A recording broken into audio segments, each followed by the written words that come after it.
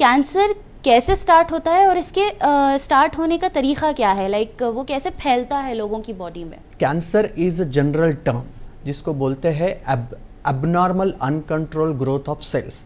जैसे मैं simple language में आपको बताता हूँ, हमारे बॉडी में, शरीर में एक एक सेल को एक पर्टिकुलर लाइफ स्पैन दिया है। जैसे कि रेड ब्लड सेल है, वो अंदाजे 120 दिन तक जीती है और 120 दिन के बाद ऑटोमेटिक वो मर जाती है। उसको बोलते हैं अपोप्टोसिस।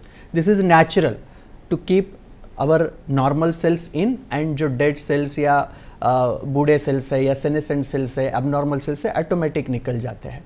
बट अगर ऐसा होता है कि ये अपोप्टोसिस नहीं होगा और किसी भी वजह से, मे बी जेनेटिक फैक्टर या एपिडेमोलॉजिकल फैक्टर, तो वो सेल्स मरती नहीं है, वो एबनॉर्मल सेल्स बढ़ती जाती है, 1 के 2, 2 के 4, 8, और फिर ऐसे एक लंप बनता है, गार्ड बनती है, जिसको कैंसर बोलते हैं। कैंसर कैसे बॉडी में फैलता है और इसके वजूहात क्या है?